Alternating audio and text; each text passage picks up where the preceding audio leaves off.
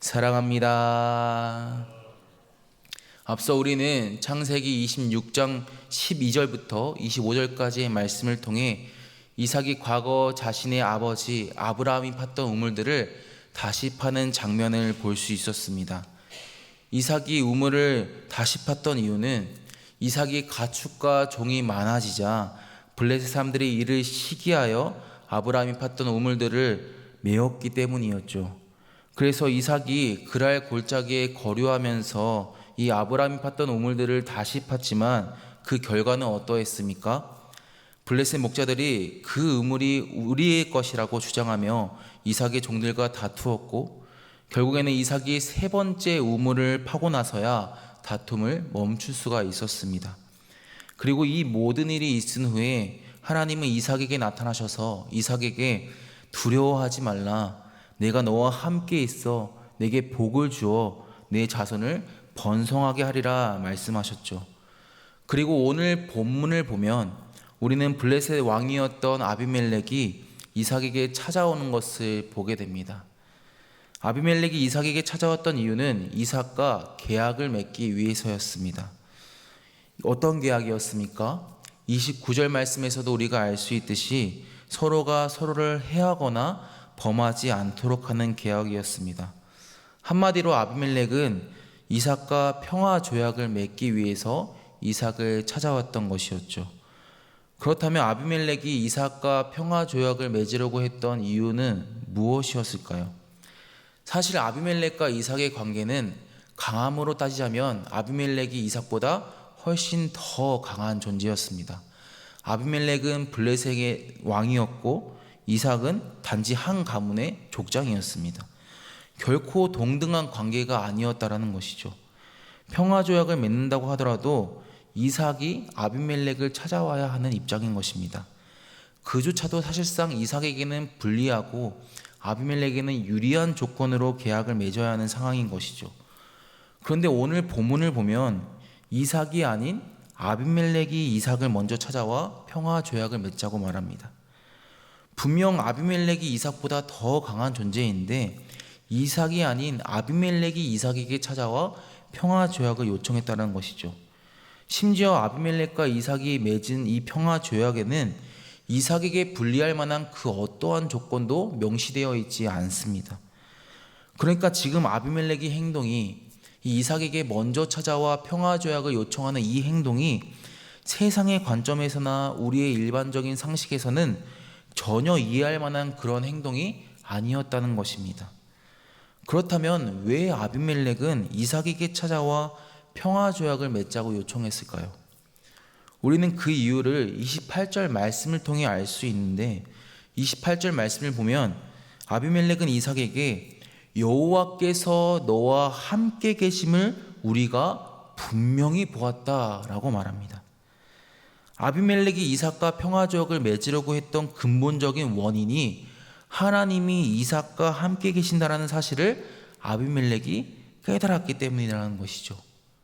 즉 아비멜렉이 이삭이라는 사람을 본 것이 아니라 이삭과 함께 계시는 하나님을 보았던 것입니다.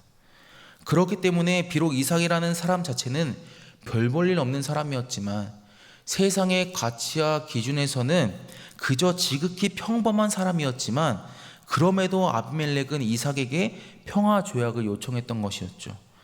그리고 그 결과는 어떠했습니까? 이삭은 아비멜렉과 평화조약을 맺습니다. 30절 말씀을 보면 이삭은 그들을 위하여 잔치를 베풀고 그들과 함께 식사를 합니다. 그들과 함께 식사를 했다는 것은 이삭과 아비멜렉의 관계가 화목하게 되었다라는 것입니다. 이전에 있었던 모든 갈등의 골이 완전히 사라졌다라는 것이죠.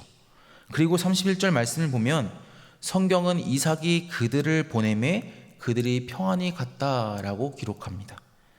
앞서 말씀에서는 이삭이 아비멜렉으로부터 쫓겨난 존재였지만 이제는 이삭이 아비멜렉을 평안히 보내는 존재가 되었다는 것이죠.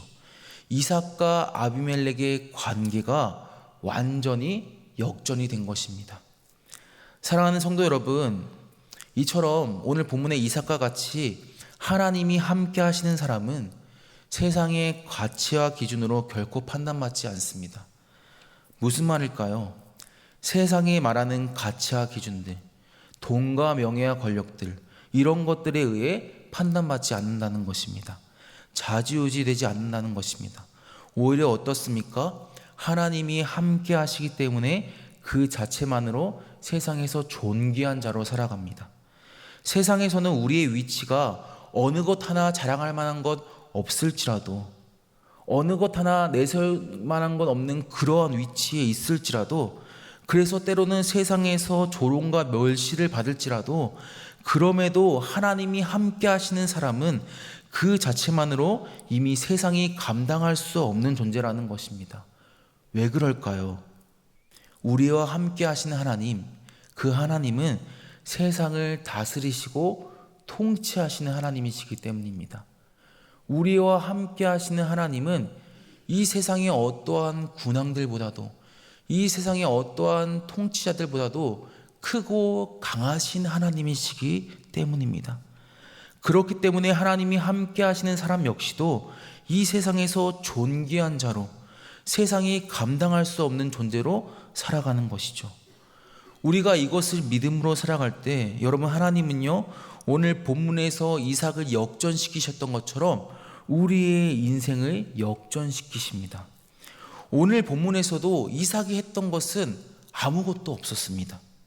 이삭이 했던 거라고는 그저 농사를 짓고 가축을 키우고 우물을 팠던 것뿐이었죠. 심지어는 그마저도 블레셋 목자들에 의해 빼앗겼습니다. 그러나 그러한 이삭의 인생 가운데 하나님이 함께 하셨을 때 이삭은 결국 블레셋 왕과 평화 조약을 맺고 오히려 그들에게 평안을 줄 수 있었습니다. 하나님이 함께 하셨기 때문에 아무것도 아니었던 이삭의 인생이 180도로 바뀔 수 있었던 것이었죠.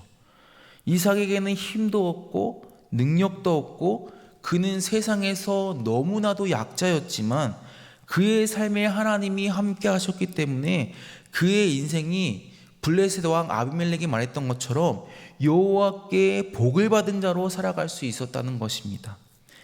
마찬가지로 하나님은 우리의 인생 또한 반드시 역전시키십니다.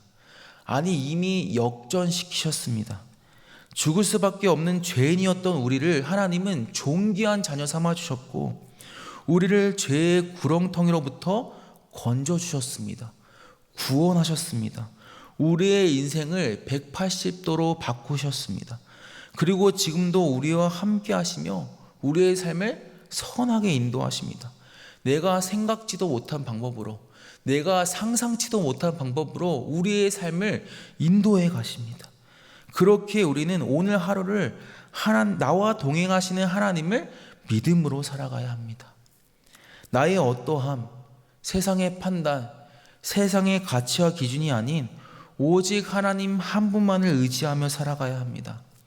그러할 때 하나님은 오늘도 우리의 삶에 함께 하셔서 우리를 복받은 사람으로 그 복을 누리며 그 복을 끼치며 살아가게 하실 줄 믿습니다. 말씀을 맺겠습니다. 사랑하는 성도 여러분, 우리 모두는 하나님께 복을 받은 사람들입니다. 우리가 받은 복은 다른 것이 아닙니다.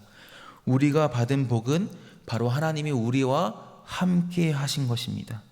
오늘 이 새벽 우리에게 주신 이 말씀을 기억하면서 오늘 하루도 하나님과 동행하며 하나님의 인도하신 따라 한 걸음 한 걸음 걸어가면 좋겠습니다.